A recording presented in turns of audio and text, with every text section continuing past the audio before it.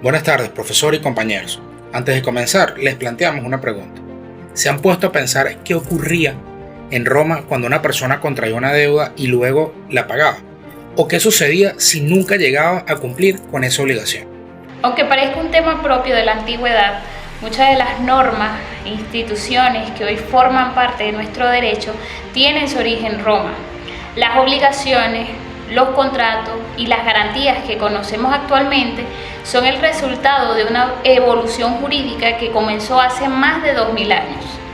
Por ello, conocer cómo funcionaban las obligaciones en el derecho romano nos permite comprender mejor por qué nuestro sistema jurídico actual establece determinadas reglas para proteger tanto los derechos del acreedor como el cumplimiento de las obligaciones por parte del deudor. Durante esta exposición analizaremos la extinción de las obligaciones, los principales medios mediante los cuales podían extinguirse, la transmisión de los créditos y las deudas y las garantías que el derecho romano estableció para asegurar el cumplimiento de las obligaciones. Esperamos que esta presentación les permita comprender la importancia de estas instituciones y su influencia en el derecho civil actual. La extinción de las obligaciones en Roma. Para comprender cómo funcionaban las obligaciones en el derecho romano, no basta solo con saber cómo nacían, también es importante conocer de qué manera podían éstas llegar a su fin. Cuando hablamos de la extinción de las obligaciones, nos referimos exactamente al momento en el que desaparece el vínculo jurídico, que existía entre el acreedor y el deudor. Es decir, la obligación deja de producir los efectos. ¿Por qué? Porque el deudor ya no tiene el deber de cumplir con la prestación y el acreedor pues pierde el derecho a exigirla. La forma más natural de extinguir una obligación era el pago, ya que ese era precisamente el objetivo por el cual había sido creada. Cuando el deudor cumplía correctamente con lo que había prometido, pues la relación jurídica terminaba y ambas partes quedaban liberadas. Sin embargo, los juristas romanos comprendieron que no todas las obligaciones finalizaban únicamente mediante el pago. En la práctica también podían presentarse muchas situaciones diferentes, como por ejemplo que las partes decidieran sustituir una obligación por otra, que ambas fueran al mismo tiempo acreedoras y deudoras entre sí, o que el acreedor renunciara voluntariamente a su derecho de cobrar. Es por esta razón que en el derecho romano desarrollaba diversos mecanismos que éstas podían extinguir una obligación de manera válida, adaptándose a las necesidades de la sociedad del comercio.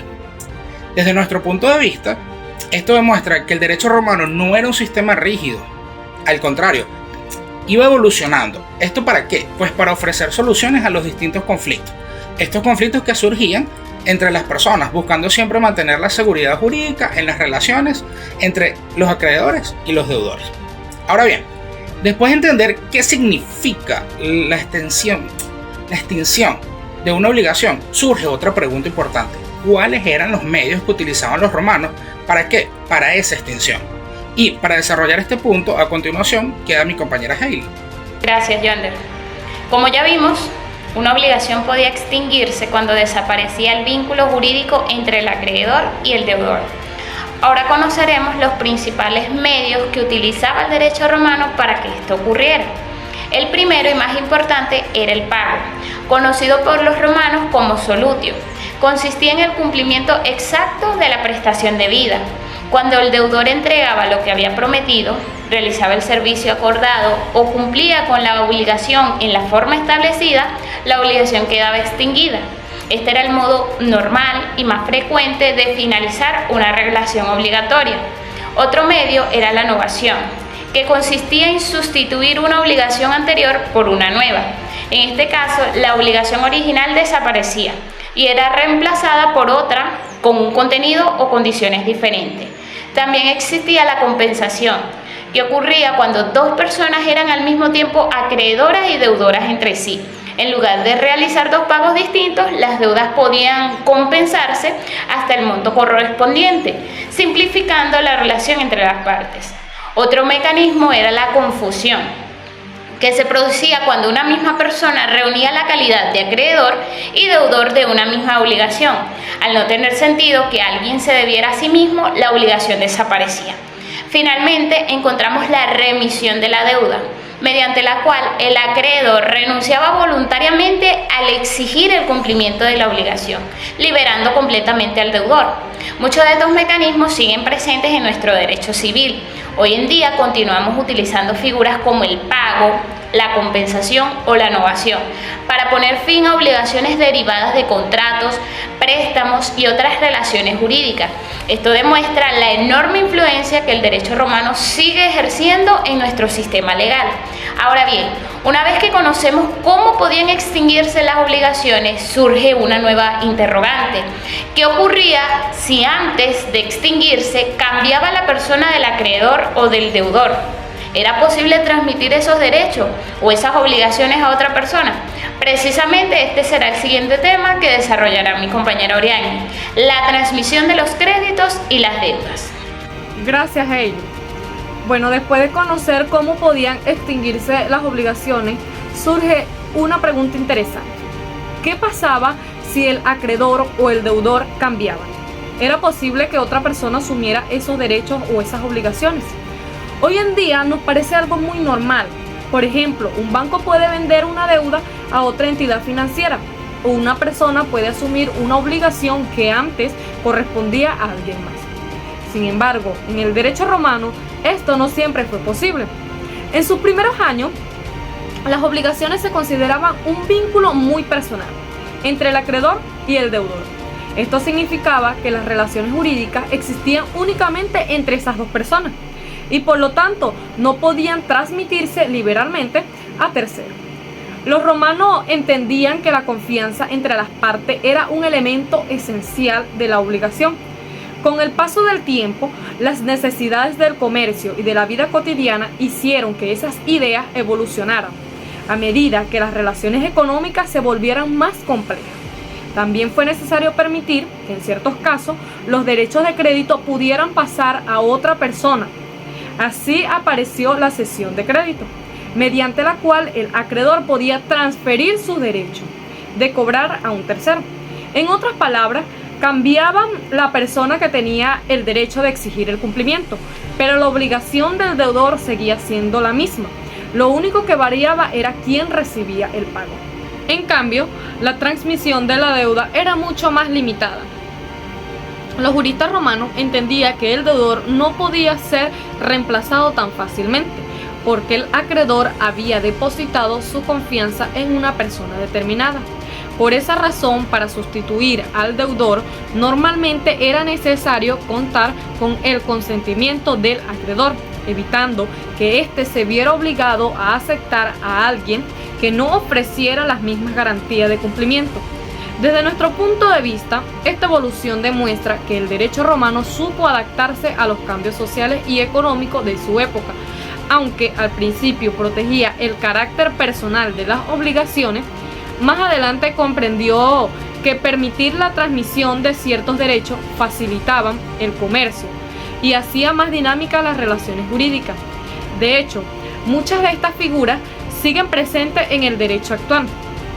La cesión de crédito y alguna forma de sucesión de deudor continúa utilizándose en contratos, préstamos y operaciones comerciales, lo que demuestra la enorme influencia que el derecho romano sigue teniendo en nuestra legislación. Con esto podemos observar que las obligaciones no solo podían extinguirse, sino que en determinadas circunstancias también podían mantenerse vigentes, cambiando la persona que ejercía el derecho o asumía el deber correspondiente. Ahora, corresponde conocer los mecanismos que utilizaban los romanos para asegurar que esas obligaciones realmente se cumplieran. Para desarrollar este último punto, le doy la palabra a mi compañero Alonso.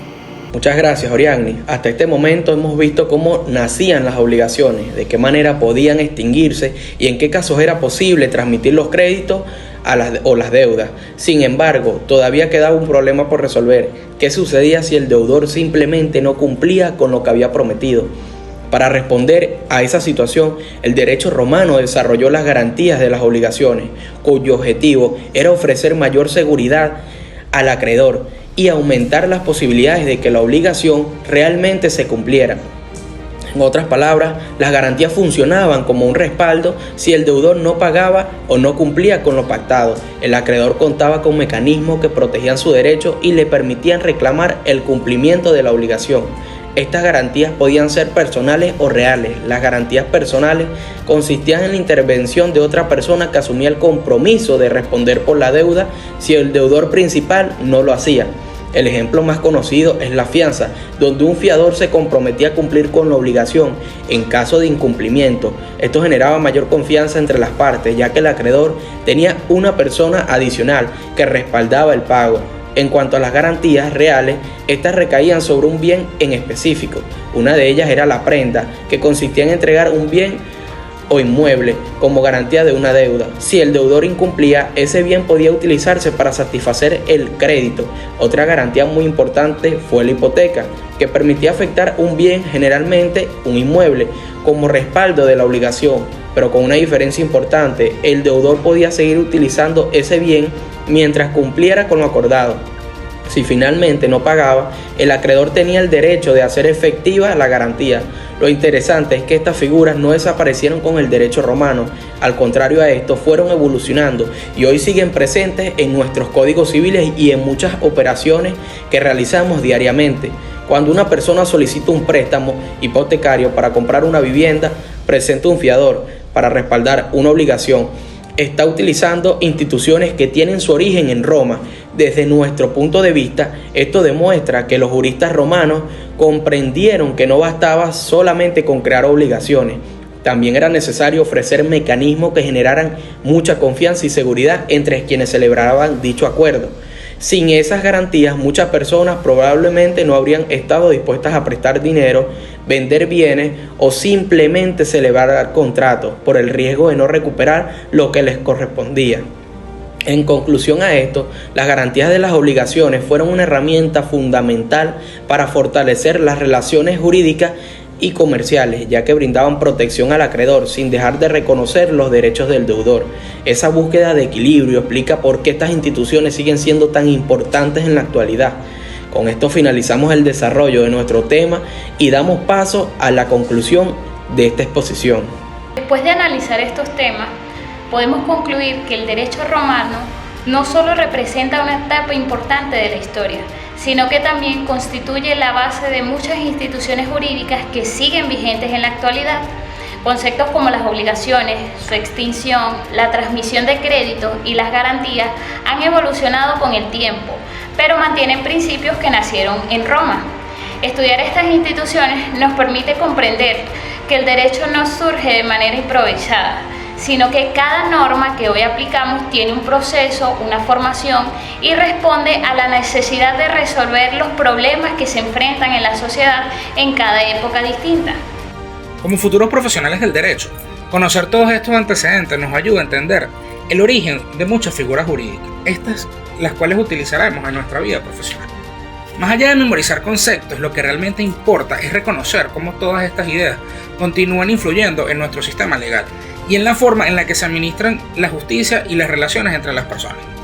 Realmente esperamos que esta exposición haya permitido comprender la importancia de las obligaciones en el derecho romano y la influencia que siguen teniendo en el derecho civil moderno. Muchas gracias por su atención.